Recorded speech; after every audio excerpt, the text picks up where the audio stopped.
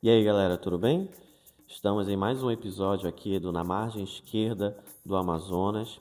E hoje nós temos um convidado que veio diretamente lá do extremo norte, que veio lá do Caborândia, lá de Clevelândia, lá de Oiapoque, que é um grande colega que eu tenho, que é o Eliel Kleberson, né? Que a partir desse momento ele já também assume, além de ser um grande profissional que esteve à frente do processo de institucionalização do campus avançado Oiapoque do Instituto Federal, agora ele assume também uma missão política, né, externa, como pré-candidato a vereador pelo município de Oiapoque. E como esse podcast ele é dedicado a essas candidaturas ativistas, é dedicado não somente a essa zona metropolitana de Macapá e Santana, também vamos agora chegar até Oiapoque. Tudo bem, Eliel? Tudo bem, Renan? Tudo bem a todos? Já desejo aí um bom dia, né, a todos os nossos telespectadores, né? E dizer que é sempre um prazer, viu, Renan, estar aqui representando um pouquinho do Amapá, né? Especialmente aquela população lá do Iapoque. E o homem não é fraco, ele veio, atravessou, está numa agenda corrida aqui em Macapá, mas nós conseguimos parar para conversar. E aí, Eliel, nós nos conhecemos desde quando eu entrei dentro da instituição, lá em 2021, quando tu entrou de penetra dentro da voadeira, quando a gente foi visitar as meninas lá da região do Alto Araguari, daquele grupo que é Sementes do Araguari, que são as mulheradas que produz biocosméticos. E aí eu te conheci lá, né? Foram vários diretores, você foi um deles. E aí eu pude observar que você tem um vínculo muito grande com essa questão da produção local, com a questão do desenvolvimento social, para além do desenvolvimento econômico. E para entender um pouco desse teu vínculo, eu quero saber quem é e de onde surgiu esse Eliel Kleberson. Bom, o Eliel hoje, né, ele é fruto acho que de muita luta, mas de muita vivência, Renan. Eu vim de uma família evangélica, né? Fui muito tempo músico de igreja, então transito nesse meio já há muito tempo, desde com minhas avós, com meus avós, né? Na, na, nos círculos ali da igreja. Mas eu acho que a minha trajetória ela tem dois momentos importantes. Um momento quando eu atuei, quando eu fui trabalhar numa região ribeirinha, né? E depois, quando eu tive a oportunidade de ir para o Oiapoque, em que eu tive esse contato com a cultura indígena, com a cultura quilombola e com aquela cultura que permeia a fronteira. Então, hoje eu posso dizer que eu sou fruto de toda essa trajetória que iniciou em 2003, mas acima de tudo, de ter nascido de uma família pobre, de ter sido influenciado muito pela minha mãe, Dona Maria da Conceição, né? Uma mulher muito guerreira que viu na educação uma forma dos filhos poderem ascender na vida, né? E foi assim que aconteceu. Dona Conceição foi a que me alfabetizou, Renan, assim, daquela forma que os nossos pais nos alfabetizaram um tempo atrás, né? De uma forma bem rígida, mas ela foi e é um baluarte na minha vida, especialmente por ter me alfabetizado, mas acima de tudo por ter me incentivado a permanecer nesse caminho que é o caminho da educação. Então, desde lá, né, então eu tive a oportunidade de trabalhar numa região ribeirinha em 2003 até 2006, né, que foi o período assim que eu me humanizei. Eu digo sempre que eu me humanizei nesse período, porque foi o período que eu fui para o meio do mato realmente, que eu fui andar de voadeira, que eu fui tapar garapé, subir a saizeira, e que que eu tive a oportunidade de me desconstruir daquele rapaz, um jovem citadino, né? Que vai para o meio do mato ali e que tem que aprender toda a engenharia do homem do rio. E aí, de lá eu fui para o Iapoque, né? Já como professor concursado do estado do Amapá, eu tive a oportunidade de passar no concurso e ter ido para o Iapoque. Lá eu tive uma outra vivência, que foi a vivência da fronteira, né? Ali as catraias, a questão da população indígena. Então, tudo isso teve uma influência na minha formação. E depois eu fui fazer pedagogia, né? Lá já em Oiapoque tive acesso, o Oiapoque ainda tinha não tinha, as universidades ainda não tinham se consolidado, o Instituto Federal demorou 10 anos para chegar. E eu fiz pedagogia na época, depois fiz educação física, né, que é o curso que me trouxe para o Instituto Federal, né? Tive a oportunidade também na Universidade Pública de fazer o curso de Direito E de lá, então, eu me descobri como esse professor, como esse ativista, especialmente quando se fala ativismo dos direitos humanos, porque eu acho que a educação, acima de tudo, ela é um direito humano. Então, a educação ela consegue te levar para muitos caminhos, te abrir vários horizontes.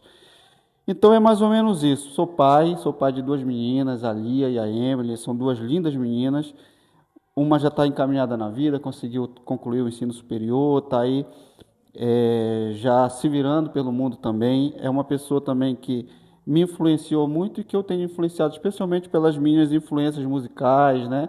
E também pelas coisas que li durante a minha vida, né?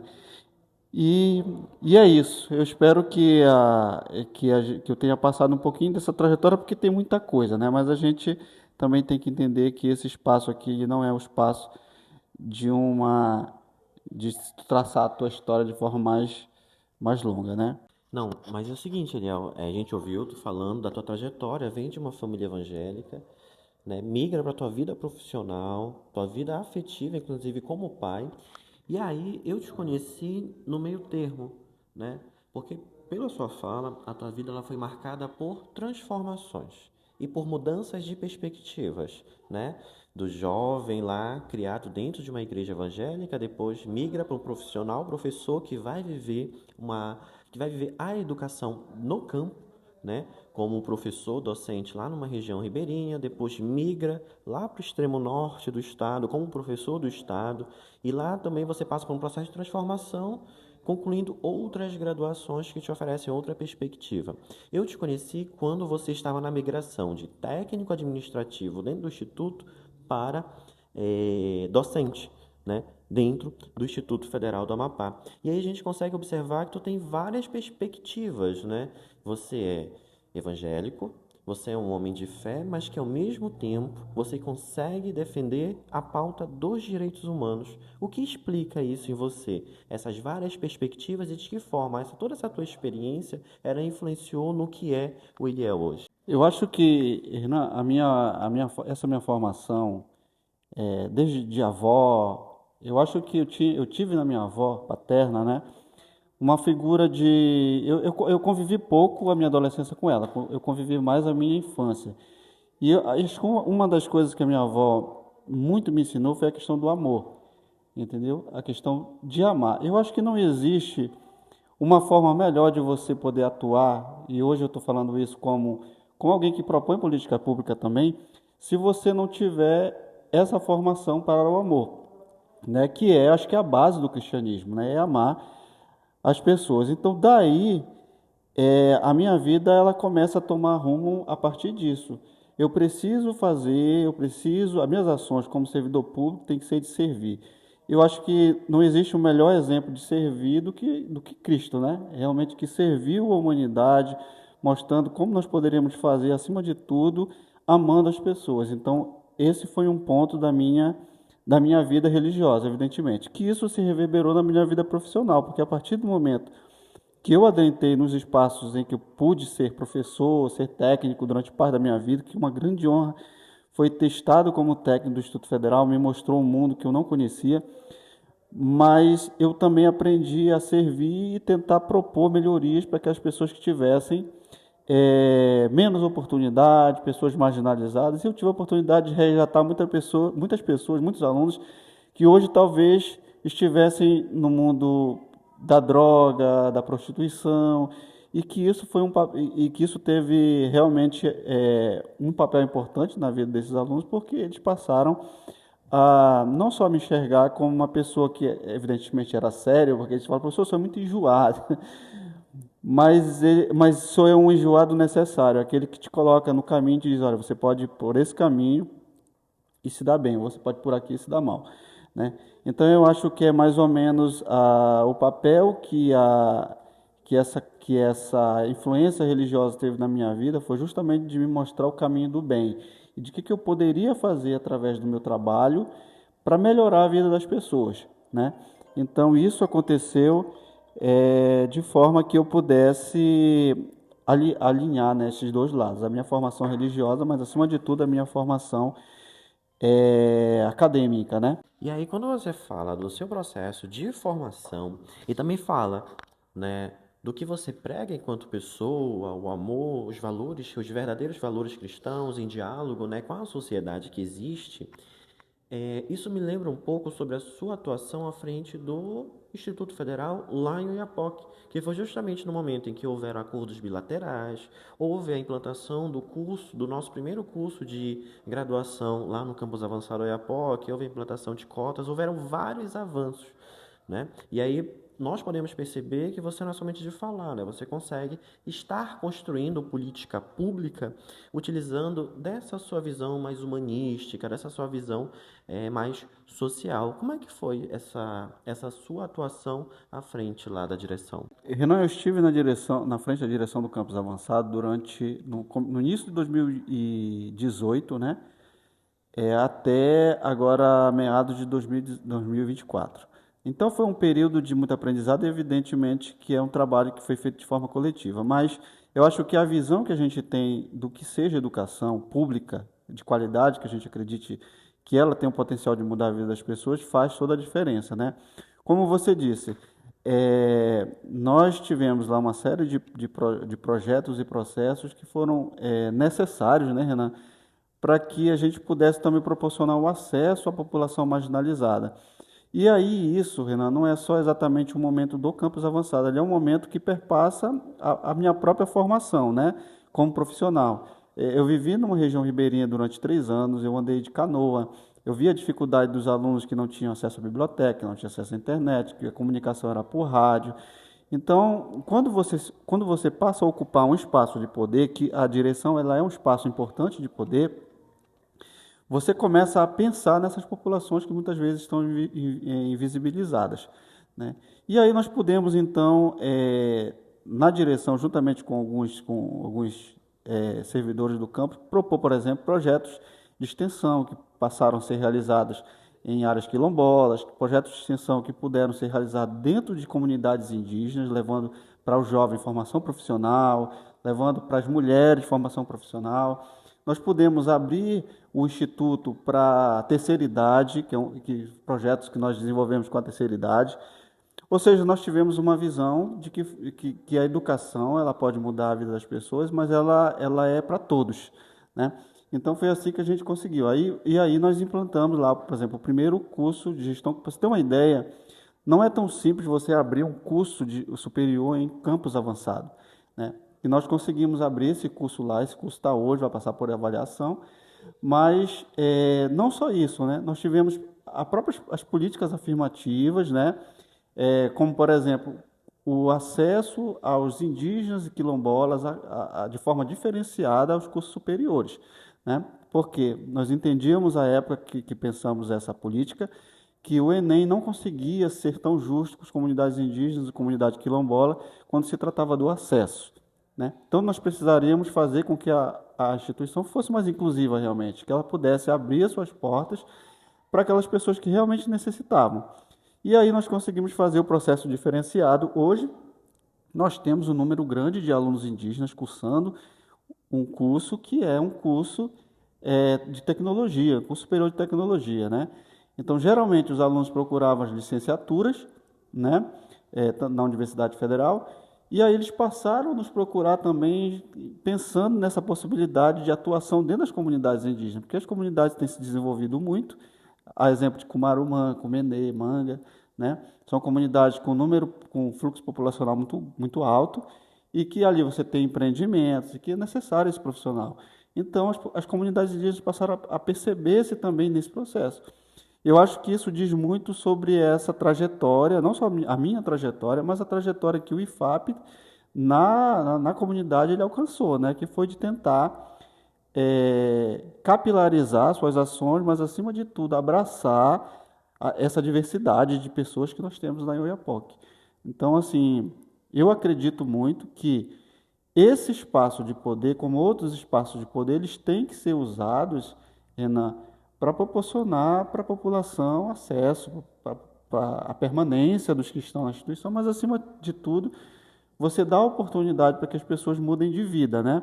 E é basicamente isso que a gente tentou fazer. E aí, quando você fala sobre implantação de políticas públicas e utilizar de um espaço público para transformar a realidade, para transformar a vida das pessoas, isso já nos remete a esse novo desafio que você traz para a sua vida hoje, né? Que acredito eu é a primeira vez que você bota o seu nome, né, para entrar numa disputa eleitoral. Quem vai ser a partir desse momento o Eliel e o que ele propõe para o município de Oiapoque? Eu acho que foi um grande desafio primeiro a gente decidir, né? Que não foi uma candidatura, não está sendo o que hoje é uma pré-candidatura, né? De uma pessoa, do Eliel, né? Assim, foi uma construção realmente, e eu posso dizer porque ele é um trabalho que tem sido feito a muitas mãos. Nós temos uma equipe que tem andado por Oiapoque, que tem ouvido as pessoas, as demandas das pessoas, para que a gente possa construir uma proposta para a população que possa ser apresentado já quando for startada ali que for oficializadas as candidaturas, né? E aí o que esse projeto coletivo, Renan, ele foca muito em duas coisas que eu acho extremamente importantes, que é a saúde, que é a educação e a cultura, né? Primeiro porque isso não quer dizer que outros segmentos serão, não. Eu acho que o vereador, e eu estou falando para todos, né, de forma bem geral, ele tem que ser a voz do povo, ele tem que ouvir aquilo que o povo tem como demanda. E aí é obrigação do vereador propor, né? Propor e se articular também para isso, né? Eu acho que nós temos um papel, o vereador tem um papel de ser essa voz, de levar, de ser aquela caneta que assina ali, né? Legitimada, evidentemente, pelo povo, mas, acima de tudo, de também se articular para que essas políticas possam chegar a quem realmente precisa. Então, além dos outros segmentos que a gente também pretende atender, né, atuar, dois segmentos eles são muito cruciais, são muito caros para mim, que são educação e cultura, né? Educação porque eu sei que a educação ela tem um papel fundamental no desenvolvimento de qualquer lugar, né? A educação tem o papel de mudar a vida das pessoas, como mudou a minha vida, né? Então, e aí quando eu falo em educação, eu falo de uma boa escola, né? Da escola realmente poder ser acolhedora. Eu sempre digo que a escola do ensino fundamental, que é a escola que o município é responsável, ela tem que ser uma espécie de instituto federal, que te dá a possibilidade de tu ter um conforto numa sala de aula, que te dá a possibilidade de tu poder participar, por exemplo, de trabalho de iniciação científica, de ter um laboratório bom que o aluno possa aprender sobre robótica, astronomia, e que, acima de tudo, o aluno possa também se sentir valorizado no sentido de poder participar de eventos e tudo mais. Sabe que isso faz muita diferença do nosso aluno. Isso deve ser replicado. A educação pública, ela deve ser essa educação que ela gera oportunidade para o aluno. E lá no ensino fundamental, a gente percebe, especialmente na nossa realidade do município, a necessidade desses espaços, mas acima de tudo, de algo que a gente pode contribuir, inclusive o Instituto Federal e a Universidade Federal podem contribuir para isso, que é qualificar também os nossos professores, porque muitas vezes a gente coloca toda essa carga sobre os professores, né? E aí a gente cobra muito dele, mas muitas vezes não tem a própria estrutura, não tem uma biblioteca, não tem uma sala para planejamento, você não tem ali. Então, assim, existe muita coisa que pode ser feita.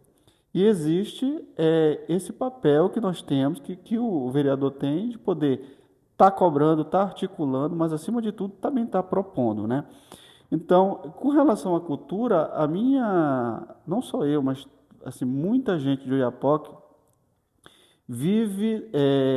que teve experiência com cultura, especialmente música, sabe da necessidade da gente poder futuramente ter em Oiapoque espaços que sejam destinados à juventude, à cultura, à vivência da música, à vivência da dança, os espaços de lazer que nós temos hoje. Você sabe que quando você coloca um espaço de lazer, um espaço em que o jovem possa interagir, ele possa trocar experiências, seja em dança, seja, né, em outras manifestações, você afasta esse jovem da criminalidade, você coloca ele mais próximo da escola e necessariamente você pode ter ali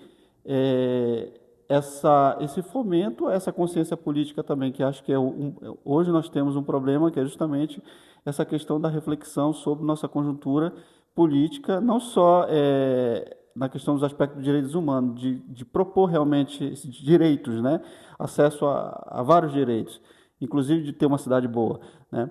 Mas de fazer com que esses jovens também sejam agentes de cultura, agentes de educação, de saúde, que eles passem a cobrar por uma cidade melhor. Eu acredito nesse projeto, sabe, de um projeto coletivo, em que a gente possa fortalecer essa base, Renan, para que a gente possa realmente dar condições para que as nossas crianças hoje, para que os nossos jovens, para que os nossos idosos, eles tenham qualidade de vida. E eu acho que isso é possível, né? Eu acho que nós temos, o Amapá tem crescido muito, nós temos tido assim, muitos investimentos no Amapá, Renan. No Oiapoque não é diferente. Eu acho que falta a gente, acho que segurar as mãos e a nossa população precisa estar mais esclarecida com relação a tudo isso, né? Então a gente espera que de repente a gente consiga construir uma proposta de governo que seja realmente uma proposta de que atenda os anseios da população, especialmente nessas áreas que eu falei. Bom, gente, é isso. O homem do norte atravessou 600 quilômetros de Oiapoque para chegar aqui, para conversar aqui com a gente. Então fica meu muito obrigado, Eliel, e boa sorte nessa nova jornada. Renan, eu agradeço. Eu realmente sei, né, que podia ser na margem esquerda do rio Oiapoque, né? Porque eu acho que essas oportunidades, Renan, elas são importantes para a Voz da Fronteira, né? Para a Voz, outro dia eu vi que estava a professora Carol ali da região central aqui, né? Região de Porto Grande. Então, eu acho importante essa voz do povo da periferia do estado do Amapá, para que a gente possa realmente fazer ecoar essa necessidade, né? Da gente poder construir política pública com a história de muita gente boa. Eu acho que pensar, e aí falando exatamente sobre política, eu acho que desacreditar na política é um projeto, entendeu? Quando você vê pessoas boas na política, Renan, tentando não se aventurar, mas tentando transitar nesse meio, eu fico muito feliz porque eu acho que a gente começa a romper com esse ciclo de que a política é ruim e de que a gente, sabe, porque eu acredito que o pensamento de que a política não presta, que isso aqui é um projeto de quem quer se valer desse projeto para seus interesses próprios. Então, quando eu vejo que as pessoas boas elas vão para dentro da política e percebem a política como um meio de mudança de vida de uma coletividade, aí eu começo a entender que a gente está no caminho certo de influenciar pessoas, né? De influenciar outros colegas, de influenciar alunos para também estar nesse contexto, né?